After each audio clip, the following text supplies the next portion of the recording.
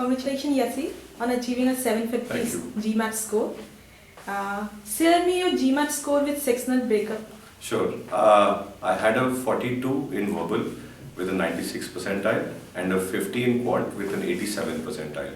And the overall, the score was 750 with a 98 percentile. Okay.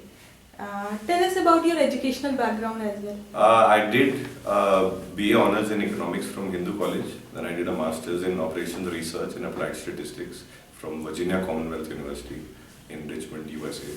And then I came back and I started working here in India. Why and when did you decide to appear for the GMAT? I'd been thinking about doing the MBA for some time, but it was only last year, say about October, that I changed. I really put my mind to it, and I said, okay, let's look at the application deadlines and GMAT dates and everything. And then I saw that.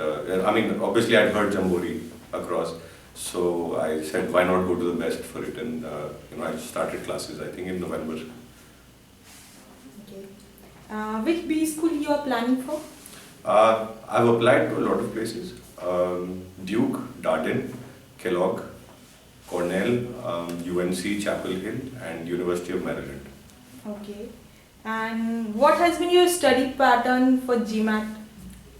When I joined classes, I knew that my quantitative was slightly stronger than the verbal, so I decided to concentrate on the verbal. Not to say that you have to take quant lightly, I never did that. Study pattern for most part was as Jamboree prescribes it. The classroom discussions, what the teachers say, what you should do, what you should not do, breaking it down systematically moving forward. I basically just followed whatever my two teachers had to say, and I stuck to the pattern. Okay, what were your weak and strong areas?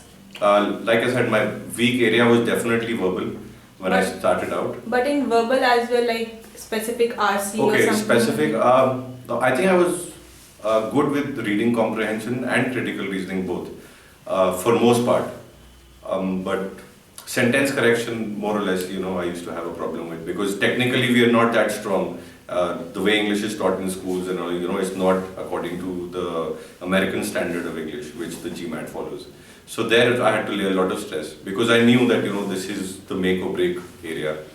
Whereas in quant, I gave the first diagnostic test and I was told that, you do fairly well coming from the background, and, quantitative, if you work hard or work very hard, your score will improve marginally, say from 49 to 50 or 50 to 51. But verbal, if you work hard, if you put in the same amount of effort, then the score range will vary a lot. And I think that's what happened in the end. And how helpful was the study material which was provided? I thought it was great. I knew some people from my class only who were looking at other materials, but once I saw the pattern, the exam, the old papers, and I went through the material, I thought it was enough. And I started my classes in November. I was giving the exam in January first week, so I didn't really have a lot of time to look at other materials also. But I thought it was sufficient. Okay. More than sufficient, to be honest. And what are the things that work well for you? For example, classroom session or doubt clearing or online material or like webinar or book? I didn't attend any webinars.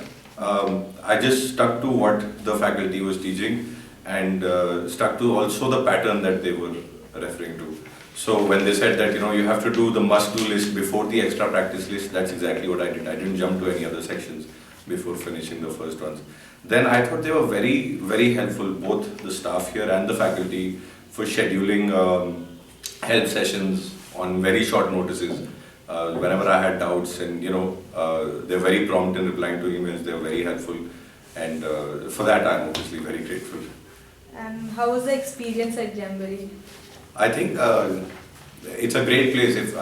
I can't say for other exams like SAT or GREs, but for GMAT I found it a one-stop shop, fulfilling all my needs and helping me achieve the target, which I'm quite sure that it would not have happened without Jamboree.